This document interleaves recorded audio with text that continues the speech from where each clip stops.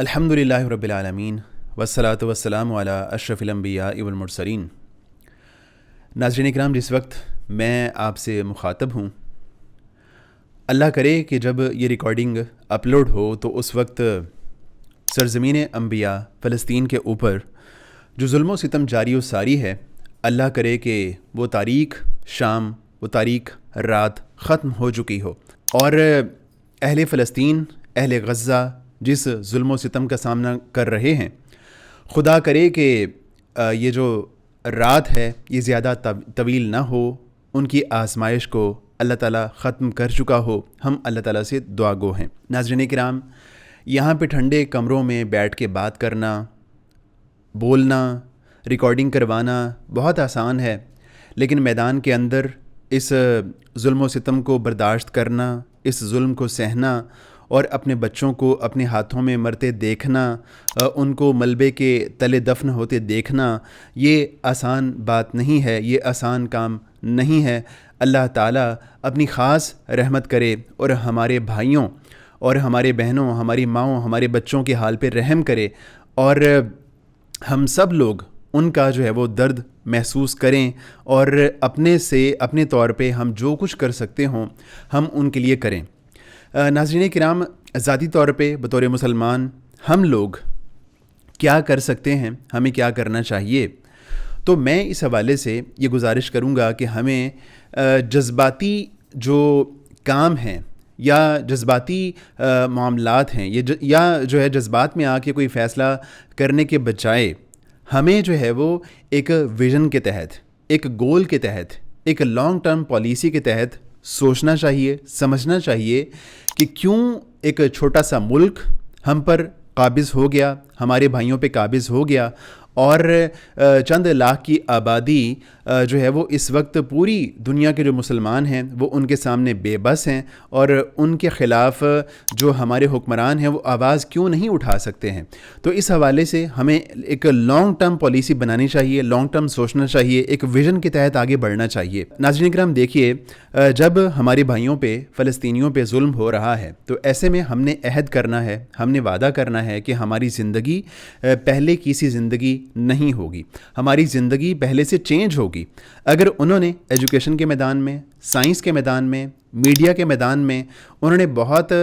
ساری انوینشنز کی ہیں، انہوں نے بہت سارے کارہائے نمایاں سر انجام دیے ہیں، اور صورتحال یہ ہے کہ اس وقت میڈیا ان کے ہاتھ میں ہے، سائنسی ٹیکنالوجی میں وہ بہت آگے بڑھ گئے ہیں، اور ایجوکیشن کے میدان میں وہ بہت آگے نظر آتے ہیں، تو یہی وجہ ہے کہ ہم لوگ ان کا مقابلہ نہیں کر پا رہے ہیں۔ تو ہم نے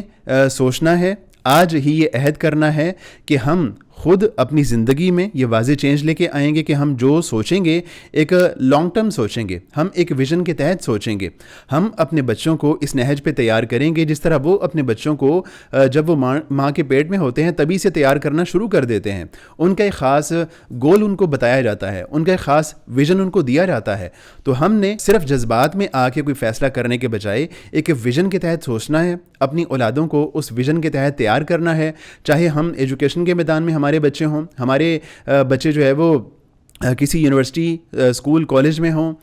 ہم نے ہر جگہ پہ ان کو اس انداز میں تیار کرنا ہے کہ تمہارا ایک گول ہے، تمہاری لائف کا ایک ویژن ہے، تم نے ایک ہدف کو سامنے رکھ کے آگے بڑھنا ہے، بغیر سوچے سمجھے، بغیر ہدف کے کوئی فیصلہ نہیں کرنا، بلکہ ایک ویژن کے تحت جو ہے وہ آگے بڑھنا ہے۔ جذباتی نعروں سے نکل کے ہم نے ایک لانگ ٹرم جو ہے وہ پالیسی کے تحت ایک کام کرنا ہے، اور صرف جذبات میں آ کے کوئی فیصلہ نہیں کرنا۔ اس کے علاوہ ناظرین کرام، دیکھیے کہ ہم لوگ اس حوالے سے یہ بھی سوچیں کہ ہم نے ایک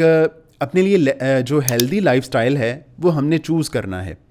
ہمارا جو لائف سٹائل ہے کھانے پینے کا، اس حوالے سے بہت سارے مسئلے مسائل موجود ہیں۔ تو ایسے میں ہم لوگ ایک ہیلدی لائف سٹائل یوں چوز کریں کہ اللہ کے رسول علیہ الصلوۃ والسلام فرماتے ہیں، المؤمن القوی خیر من المؤمن الضعیف، جو قوی مومن ہوتا ہے وہ ضعیف مومن سے کہیں زیادہ بہتر ہے. تو اس کا مطلب یہ ہے کہ ہم نے چوز کرنا ہے کہ ہم نے ایک مضبوط مومن بننا ہے, ایک طاقتور مومن بننا ہے. ہم نے اپنا جو کھانے پینے کا انداز ہے, جو ہماری ڈائٹ ہے, اس حوالے سے ہم نے خاص طور پہ غور کرنا ہے, اور ہم نے ایک مضبوط مومن بننا ہے, ایک طاقتور مومن بننا ہے جو کہ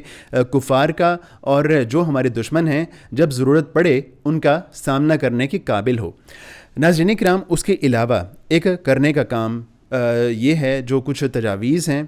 کچھ جو ہے وہ آراء ہیں جو میں آپ کے سامنے رکھنا چاہتا ہوں. وہ یہ ہے کہ دیکھیے ہم لوگ اس وقت کیا کر سکتے ہیں.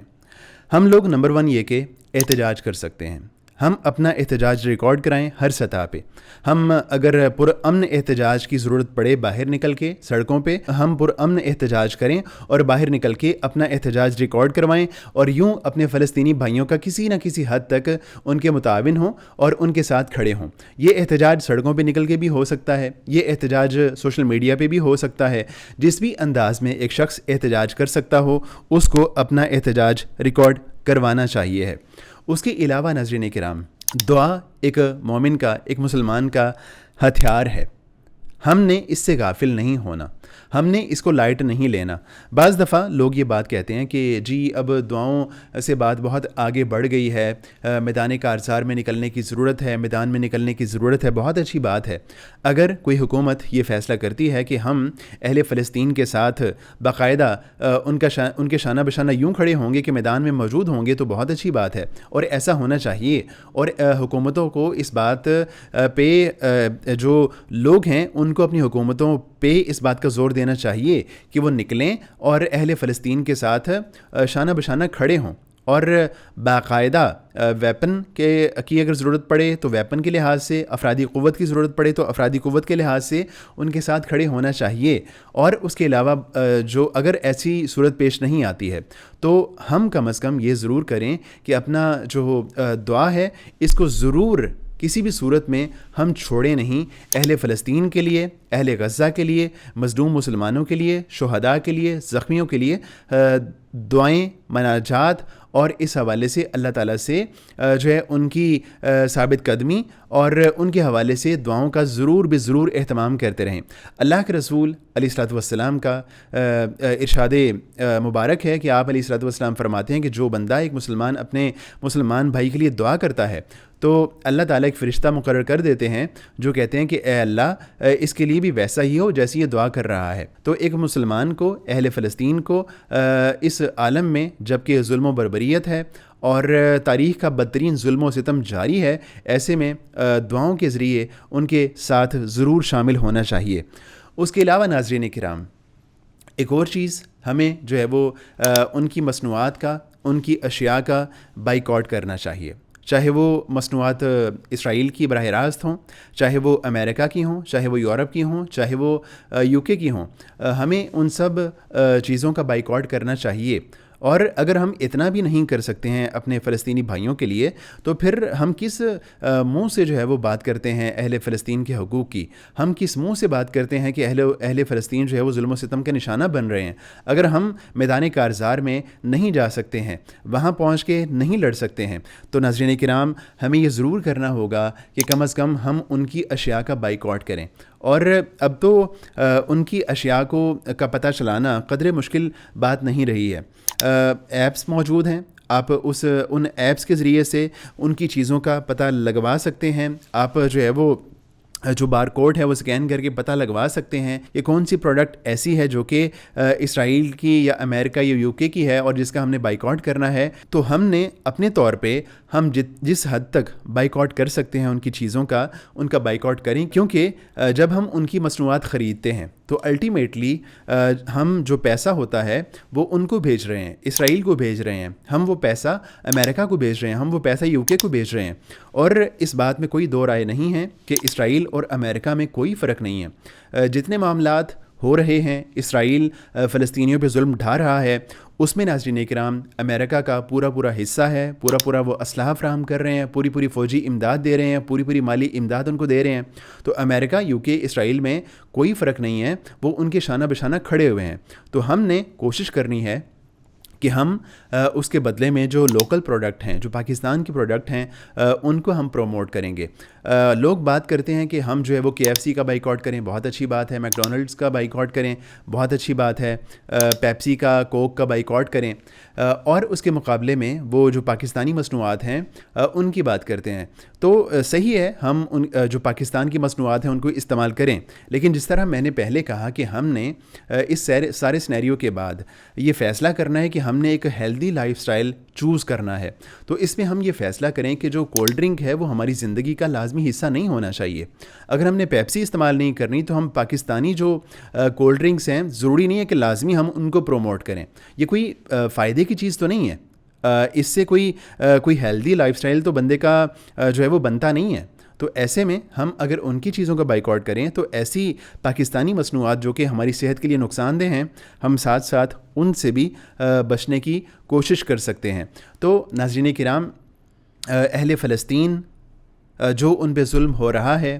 اور اس حوالے سے اسرائیل اور امریکہ اب آرٹیفیشل انٹیلیجنس کے ذریعے سے جس قدر ظلم و ستم کر رہے ہیں وہ ناقابل بیان ہے۔ اب وہ جو جنگ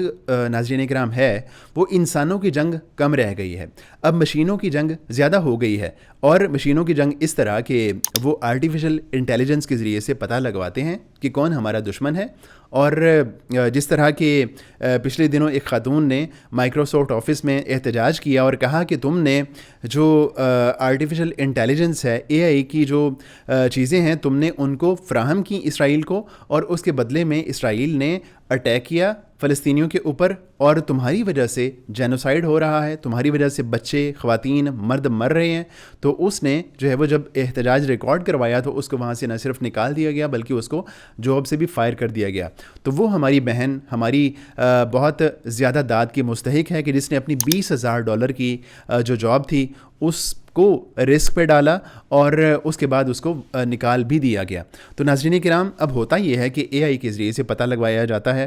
ظاہر ہے کہ اسرائیل کے پاس جو ٹیکنالوجی ہے اس کے ذریعے سے بآسانی پتہ وہ لگا لیتے ہیں کہ کون فرد ایسا ہے جو ہمارا دشمن ہے، کون سا فرد ایسا ہے جس کے حماس کے ساتھ تعلقات رہے ہیں، اور ان کو آرٹیفیشل انٹیلیجنس کے ذریعے سے وہ مختلف کلرز دے دیتے ہیں۔ جو ان کا زیادہ دشمن ہے اس کو ریڈ کلر دے دیا جاتا ہے، جو ذرا کم دشمن ہے اس کو غالباً بلو کلر دے دیا جاتا ہے۔ تو اس طرح وائٹ اور دیگر کلرز ہیں، اور جہاں کہیں ان کو اپنا ٹارگٹ نظر آتا ہے، ان کو